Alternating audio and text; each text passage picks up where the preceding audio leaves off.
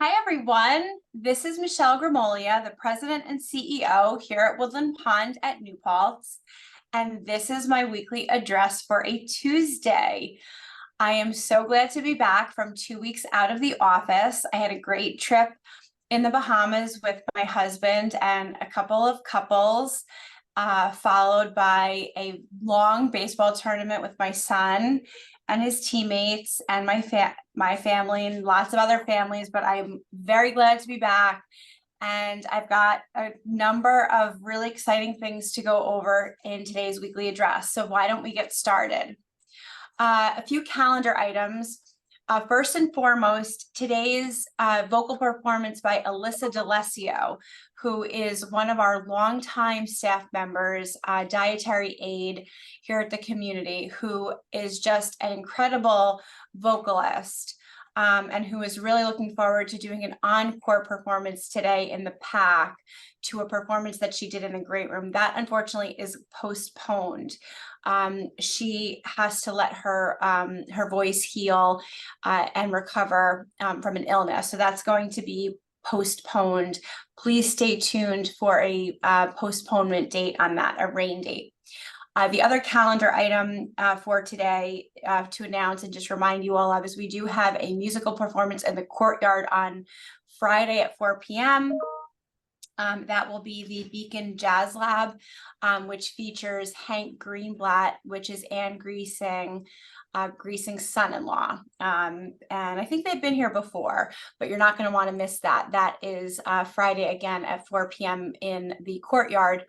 And this is the time of year right now where the weather really can be beautiful and outstanding. So I hope that you do find time to make that an event that you attend on Friday. Okay, so looking at some upcoming things that are on the calendar for you to be thinking about on Monday, for those that are thinking about what can I do to have some purposeful events going on in my life that might help Mother Nature and help me find some camaraderie with my friends and neighbors here at the community. We are doing our next Adopt a Highway event with Woodland Pond, and that is going to be on Monday.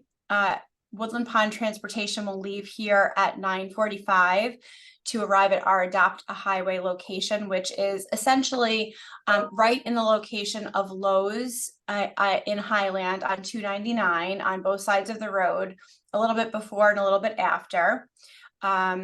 Residents can use our transportation. Why don't you just let concierge know if you plan to do that? We can also do some carpooling. So if we have more than people that can go on our buses and vans, then we can carpool. I know that a number of our staff members that are going will be able to take people in their cars. So we can do that, or we can carpool with other residents and so forth. So that will go from about 10 a.m. until 11:30 or so. And we will provide you with the safety gear and other items that you need. And we will do a typical and traditional Adopt a Highway event, which is picking up trash and litter along the road there on 299 into the orange bags. And then the Adopt a Highway folks will pick up the orange bags from the side of the road. And this is a really feel-good event. So if you can join us and you feel comfortable participating, we do have grabbers. You won't have to bend over and pick the items up. So you can please join us if you feel up to that. You can walk as little or as less as you feel up to. And we hope that lots of folks join us on that day. The next thing is, I hope you've all marked your calendars for our Family Day event, Clam Bake, on September 10th. We are hoping to have a resurgence of our Family Day events in the fall, and this is going to be the first time that we do this in a very long time. We used to do these years ago. I remember a lot of them were German themed. This year we're going to be going for a clam bake theme, so this is for you and your families. The price point is excellent. There is no brunch at all on that Sunday, so just please do keep that in mind. We are going to have live music that day. Actually, the band that's performing features Brett from our maintenance department. It's easy listening. We're going to have kids' crafts and other activities for the children.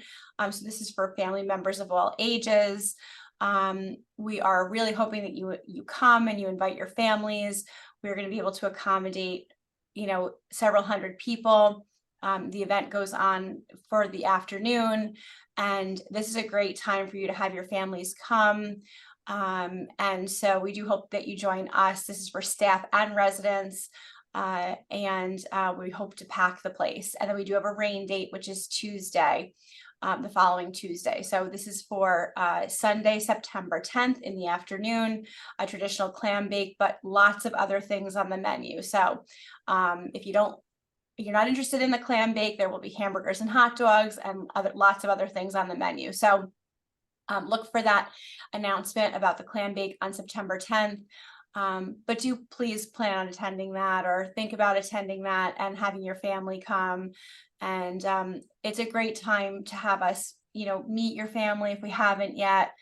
All ages are welcome, and it should be a great day. Usually September days are just beautiful, and it's a great time for us to really get together as a community. Let's see. You can get those tickets at Concierge. It looks like you can sign up. The next thing that I want to talk about, which is really exciting. I came back from vacation and discovered that our security cameras that we have been talking about in conjunction with one of the many things that we've been doing to prepare for our emergency exercise in October have been installed and are working. So a number of us can access those on our computers via the World Wide Web. And that's very exciting. So we've got strategically located security cameras at the interior and exterior of our main entrances. Those can get wide angle shots of the entrances. We can look down George Danskin Way. We can get a good portion of the main parking lots at the entrances. We can see who's coming and going, and we can see into the lobbies, which is very exciting. Jason's got a huge array of those in his office, and then of course they can be seen at concierge and reception. Those can be pulled up again by many of us at any given time, and they can be recalled by us as needed for up to 30 days. So very excited about that. We're really making progress on these things. And again, I hope that you all marked your calendars for October 4th for that emergency exercise. Again, campus will be closed for the duration of the exercise once it starts. So if you do have plans to leave campus for a medical appointment or something else, you will not be able to return once the exercise is underway. The campus will be occupied by a high number of emergency personnel. The campus will be closed down on October 4th for visitors.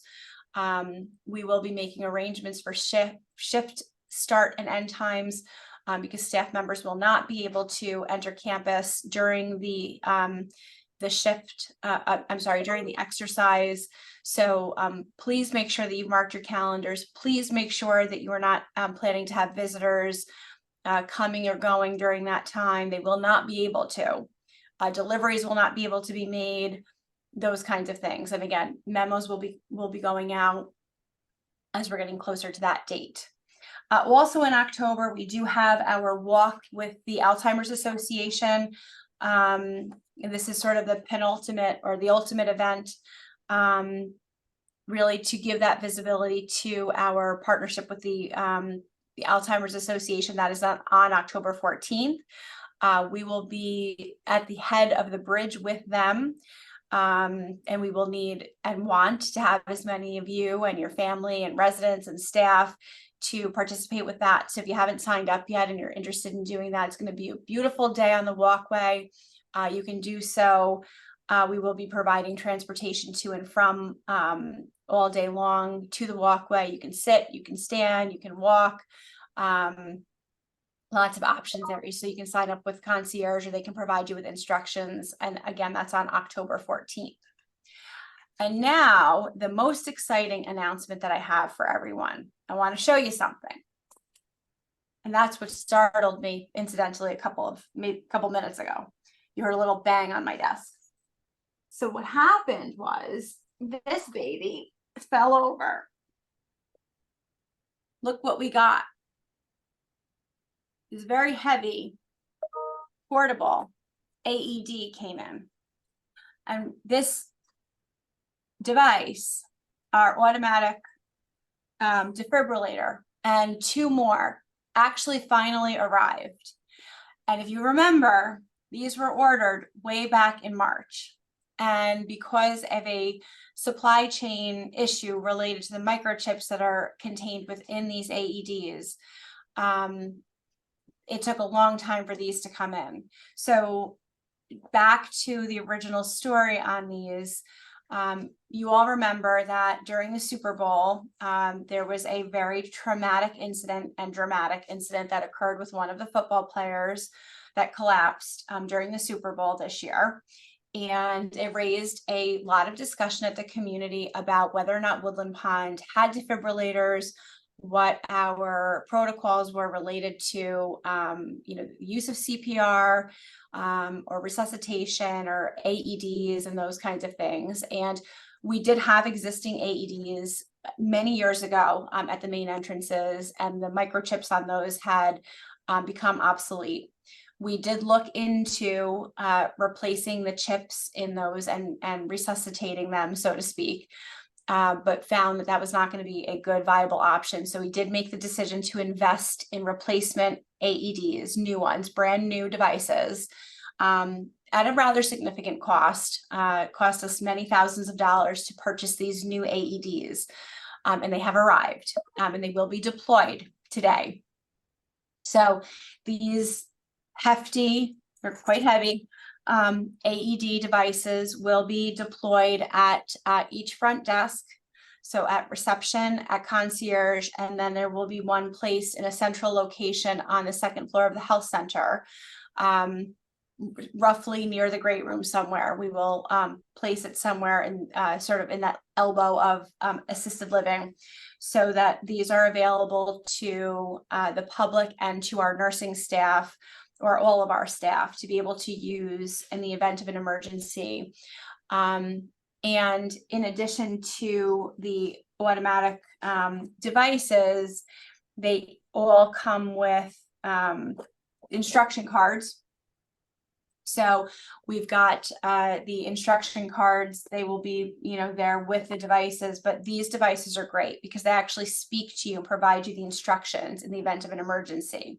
And the cards, of course, will be there as well. The other thing that's great about these particular devices, and I'm going to try to hold up to the camera so that you can see this, but one of the reasons that we selected these particular devices after doing an extensive amount of research of the new technology that's on the market is, if you can see right here, this device actually does a self-check, a calibration on itself, so to speak. And it tells you right away whether or not it's something called rescue ready. And it tells you that right on the device. And green means this device is ready to use. So it's doing a self-diagnostic all the time. And when I send out the link to today's weekly address in the email listserv, I will actually send out the link from YouTube. It's just a 2-minute video for anyone that's interested in seeing how this AED device self-diagnoses to make sure that it's in working order. So these are going to be deployed. These will be available to a person that's interested in utilizing them. They are not going to be mandatory usage. This is one of the things that we talked about as being a concern of mine as to why we have not always had them in place. Because one of the challenges that we have, particularly in independent living, is we do not know anyone's what we call code status in independent living. We do not know staff members' code status. The only place we know someone's code status is if they are a resident of the health center. That is the only place we are required to know it. And that is the only place that we are required to record it. And what that means is there we are required to ask you if you are wanting to be resuscitated in the event of a medical emergency where you are found to be unresponsive and without evidence of a pulse or breathing. Every place else, we don't know what your wishes are. And so there's a risk that if you are found to be unresponsive and without evidence of a pulse or breathing, that if we are to use this device on you or me or someone, a stranger, a guest, whatever, that there is a risk that we could be going against your wishes. So there is some, question of, the ethical use of these. So it's very important that everyone understands that the use of these devices, particularly in independent living, is truly going to fall under what's called a Good Samaritan law. And that's really important for everyone to understand. It's always been understood that way. This is the case in all public places, and that's certainly going to prevail here. In the health center settings, in skilled nursing and assisted living and garden view, if these devices are used in lieu of manual resuscitation, the resident's wishes, as determined by what's documented in their advanced directives, will be followed in accordance with those advanced directives. So if that resident has determined that they wish to be resuscitated, this device can be utilized in lieu of manual resuscitation. But just because we have this device does not mean that a nurse can violate that resident's wishes. So if a resident has determined, I do not wish to be resuscitated, then just because we have the device does not mean they can be resuscitated. So we have to be very careful, especially in the health center, because we are required to know, understand, and honor your advanced directives there. In independent living, we are not required to collect your advanced directives. We do have them in many cases. We may not have them handy. So it does get a little bit gray. It is very important for all of you to, in my opinion, have your advanced directives handy, even if you are in independent living. But again, in independent living, for folks that are staff members, because we don't know your advanced directives, for strangers, again, the Good Samaritan law is going to kick in many of these cases. But the good news is that we do have the AEDs. Again, we've got these great devices here that tell us when the unit is ready to use. We've got the how to use them cards that came with the devices. And these units do speak to you and tell you what to do. So we're very excited about this. They will be deployed again to concierge, reception, and in the area of the great room today. We're going to be making sure that they go into a location where they're secure so that they cannot be removed. And I'm really excited about this because I know that a lot of the residents were concerned about this as a priority. So here we go. I am around for the foreseeable future. My vacations are done, and I look forward to seeing everybody.